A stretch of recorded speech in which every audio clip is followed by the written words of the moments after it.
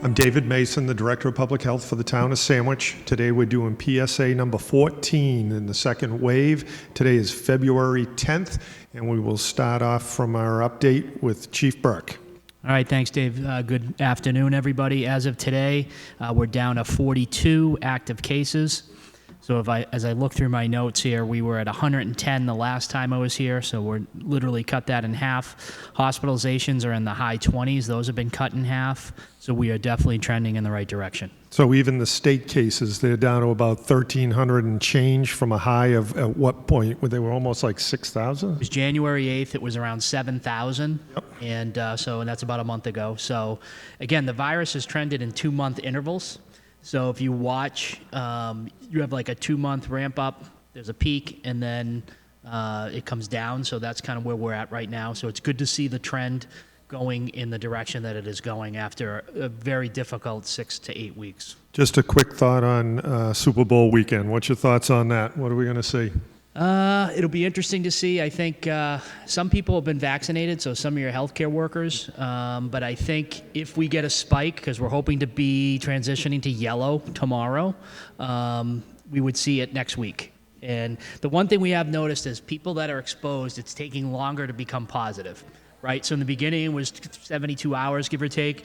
We're seeing now all the way up to 12, 13 days later from an exposure, they're popping positive. So that's why we're going to run this thing out for 12, 13 days and then see what it looks like. Very good. The as far as I guess we'll speak to what's on everybody's mind is vaccination at this point and where we are at. So where are we at with numbers on that at this point? So we've done 1,100. Vaccinations. We took care of the Upper Cape Public Safety. Today was the final day with second shots. We were able to work through that.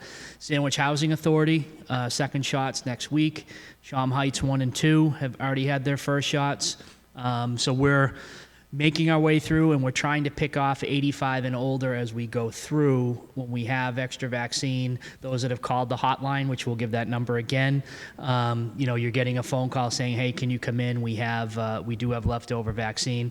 So I think at this point we're in the high 300s for 85 plus that we have been able to take care of, and the numbers that we have are 500 total for that age group in the community. So we're more than halfway there, which is great, because then we can start transitioning downward to 75 plus. So we're actually doing better at this point. The state, right now, the state has 46% of the state's 75 plus population has been vaccinated. So we're doing pretty well, in this community at this point.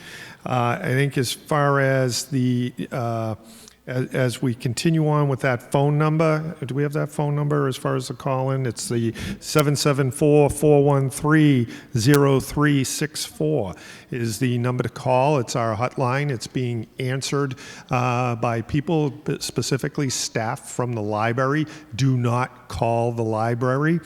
Call the 774-413-0364. I mentioned the staff library because it was an arrangement. It was an idea Chief Burke had, so it was an idea to bring those people in to assist. They know a lot of the people in town also from visiting the library, so they're assisting with that. What's new also is I know that the state has had their vaccination sites operating now for the 75 plus group since February 1st. And at this point, there's slots available if you're willing to travel. What are the type of sites that we have, Chief? So it's you have Gillette Stadium as a state site, and then the county is set up at the fairgrounds, the Melody Tent, Little Creek Park down at the National Seashore in Eastham, and then the Orleans DPW. The Orleans site is difficult with the weather right now. That's a fully operating DPW garage, so they're sporadic. And what it comes down to is supply. These 4 regional sites are operational. They've been tested. It's just getting the supply there. So we call it the hybrid approach, where you have a state site, a couple state sites set up. So you have option there, you have option B at the county level when the supply comes in, and then we're doing the best we can with the limited amount of vaccine that we have to deal with our 85 plus high priority population. So when the state opened up to the 75 plus, the biggest challenge was that it was all registration was online. And for those who are not as tech savvy, and I don't say that, I have my challenging days also with the technology, but the state opened up the phone number for 211. And I have called into that just to check how that works. I know they had a few glitches, and I believe they've worked that out. But there's still the online registration. And when you call into that 774-413-0364, you will be asked if you are interested if you'd be interested in driving to one of the sites that Chief Burke had mentioned. Because we're looking to provide assistance with the online process. And so once you make that determination when you call that you can state you're waiting for a shot or I'm willing to travel, further assistance will be offered to you. We will reach out to you. It specifically Council on Aging will reach out to you to provide assistance for online registration. We ask that you do not call the Council on Aging. We ask that you call the 774-413-0364. This is so we can track how we're going, which direction of people, so that we can also track for the numbers of what we have remaining in the population that have not been vaccinated as of yet. So there's a method to the madness here of keeping track of this. Is there anything else we should add to any? No, I think that, and to let people know, the 774 number, it rolls over to additional phones. So it's not just like one phone number. We have the ability to go up to 4 phones can roll over into that.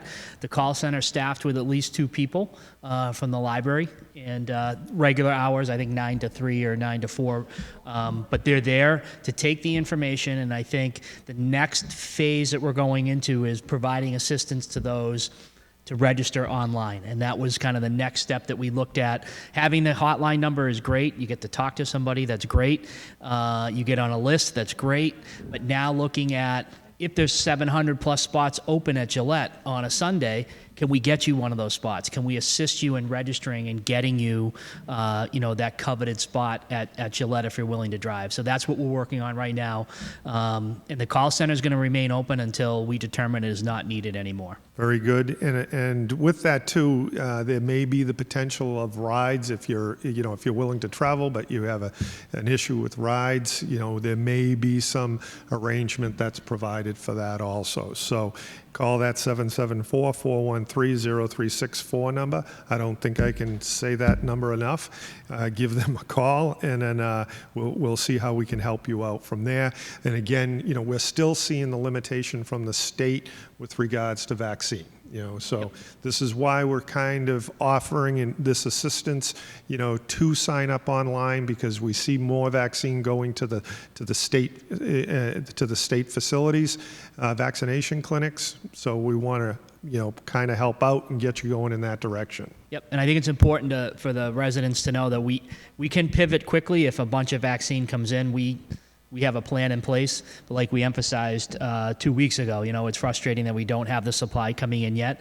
But if the supply is going to be at the state and we know there's spots available, again, this is why we want to make this service available. And that person from the the hotline will stay on the phone with you and register you, right? It's going to be it's start to finish process. So at least you have somebody in the other end. And our folks at the library are great with information anyways. That's what they do day in and day out. And this was a natural transition for them to be able to help us with the hotline and the call center. Yep, it is working out well. So, again, in some cases, we may be able to, the COA may be able to meet with you in person also, if you felt more comfortable doing that. So, call the 774-413-0364 number, and we will go from there. And as Chief mentioned, as far as we'll be able to pivot once we start receiving more vaccine, again, we're not hearing that until we probably won't be seeing that more towards the end of February, more so in March, and in terms of any actual numbers that mean something. So as I've said before, always take the first bridge you come to. If you have the opportunity to grab a vaccination somewhere and you're comfortable going there, take it. That's where you should go at this point. Anything else, Chief? No, we'll just keep plugging away, just working as hard as we can to, especially for our 75 plus and 65 plus residents. It's the number one priority that we work day in and day out to try to find ways to get you a vaccine. So as we move forward with that, remember, mask up continually. We still have to do that. So as you know, so be safe, keep your distance from people, be courteous to others also, and have a good day. Thank you.